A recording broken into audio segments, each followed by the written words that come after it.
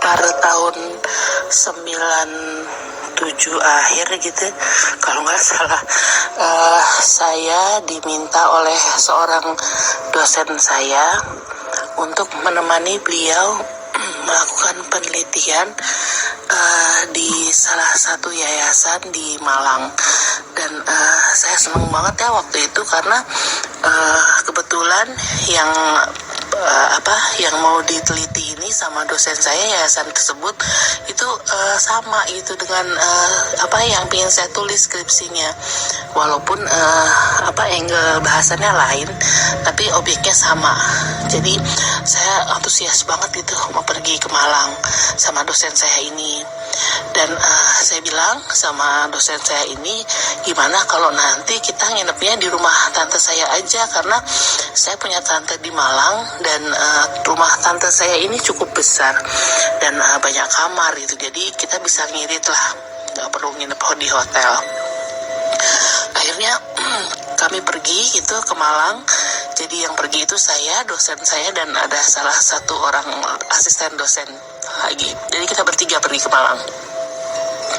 Sesampai di Malang, di rumah tante saya ini, saya ceritakan dulu ya, rumah tante saya ini rumahnya tipe rumah bangunan zaman Belanda. Jadi bagian depan itu ada halaman agak luas, lalu ruang tamu, dan di bagian depan, rumah bagian depan itu ada 3 kamar. Saya dikasih 1 kamar yang paling depan dekat dengan ruang tamu. Terus dosen saya dan asistennya itu dapat 1 kamar lagi di bagian agak ke belakang.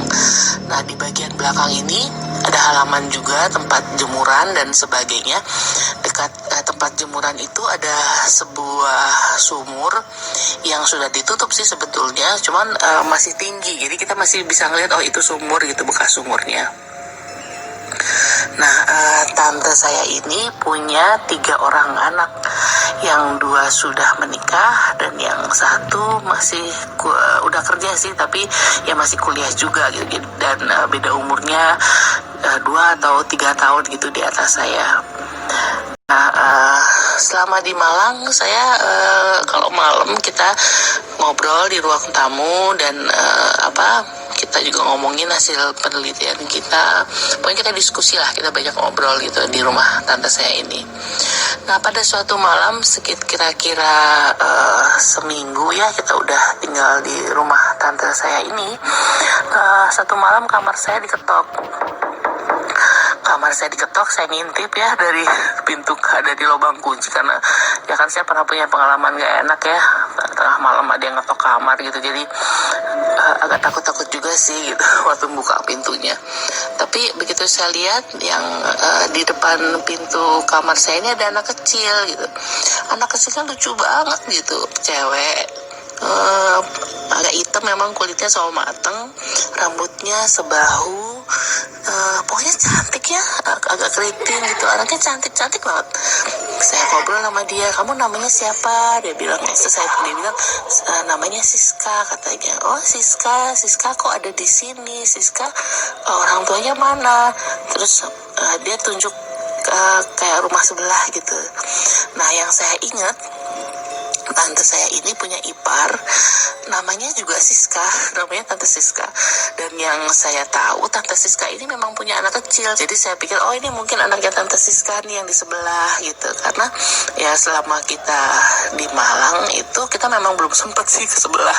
Padahal rumahnya di sebelah ya, tetangga sebelah itu. Belum sempat itu ke rumahnya Tante Siska. Jadi saya pikir anak ini anaknya Tante Siska ya. Terus dan anaknya memang lucu banget gitu. Jadi ya saya suka anak kecil, ya kita main gitu jadinya di kamar saya. Mainlah si Siska ini di kamar saya. Terus saya bilang, Siska kalau mau main aja ya, kakak mau tidur gitu. Saya bilang, iya kak katanya. Ya udah, jadi udah ya 3-4 hari lah ya dia tidur sama saya gitu tiap malam. Tapi setiap kali saya bangun tidur, Siska ya udah gak ada. Jadi saya pikir mungkin dia anak pulang kali ya ke rumahnya gitu, pagi-pagi subuh mungkin dia udah pulang atau dijemput kali sama mamanya, ya udah gitu. Nah, akhirnya hari itu hari Minggu yang saya ingat ya, pokoknya hari Minggu kayaknya sih, karena dosen saya dan asistennya ini mau pergi. Mereka pengen jalan-jalan ke Batu gitu. Sedangkan saya males gitu, saya pengen ngobrol sama sepupu saya. Karena udah seminggu lebih di rumah tante saya ini, saya tuh nggak ada waktu gitu buat ngobrol lama gitu sama tante, sama sepupu saya. Pengen ngobrol-ngobrol aja, pengen males-malesan lah di rumah. Akhirnya dosen saya dan asistennya ini pergi gitu. Bila mereka jalan-jalan, saya di rumah. Nah, waktu ngobrol-ngobrol sama sepupu saya dan tante saya ini di ruang tengah gitu lagi ngobrol, terus sepupu saya bilang gini, Vi, kita ke rumah tante Siska yuk, di sebelah. Dia bilang begitu. Terus saya bilang, yuk kesana yuk. Saya nggak enak nih, udah seminggu lebih di Malang kok nggak mampir gitu. Nah, dan terus saya ceritain sama sepupu saya ini kalau tiap malam itu si Siska kecil suka ke kamar saya loh, saya bilang gitu. Sepupu saya kaget ya, dia bilang, oh iya, masuk dari mana ya dia? Soalnya pintu depan kekunci terus tuh, dia bilang gitu. Terus saya bilang, wah nggak tahu ya, lewat pintu samping kali, saya bilang gitu. Karena yang saya tahu memang di dekat sumur itu ada pintu samping ya, tapi itu ke jalan belakang, ke gang belakang. Ya saya nggak tahu, mungkin dia lewat situ kan, saya nggak paham gitu. Akhirnya saya dan sepupu saya ini pergi gitu ke rumah sebelah. Kita ketemu sama tante Siskanya, dan waktu kita ngobrol sama tante Siska, saya bilang sama tante Siska, tante, udah beberapa malam ini si Siska kecil suka bobo sama saya loh, saya bilang gitu. Tante Siska ini kaget ya, dia bilang, oh iya, kok bisa ya, lewat dari mana ya dia bilang, katanya tante Siska gitu.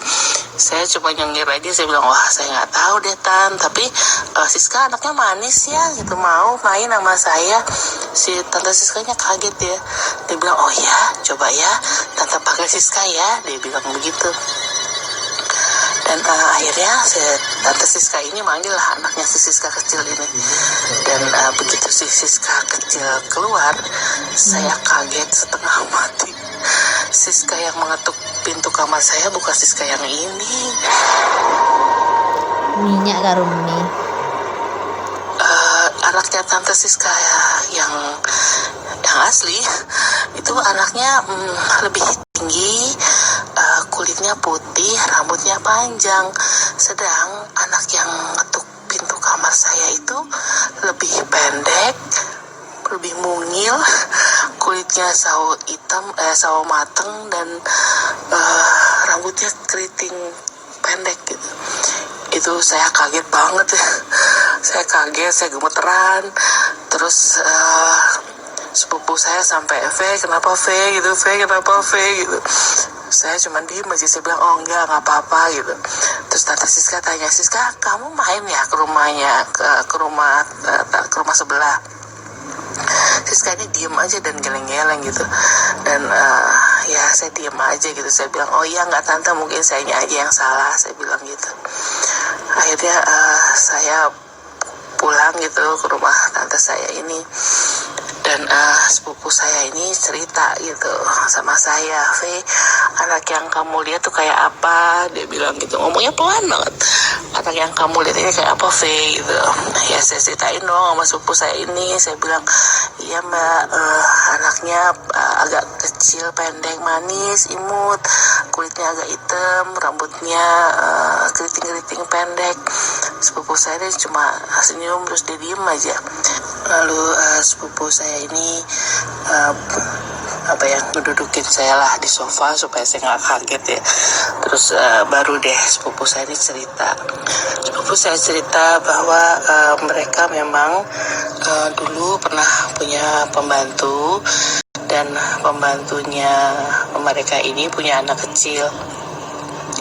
Dan pada suatu hari pembantunya tante saya ini membunuh anaknya dengan cara dia masukkan ke dalam sumur di belakang rumah,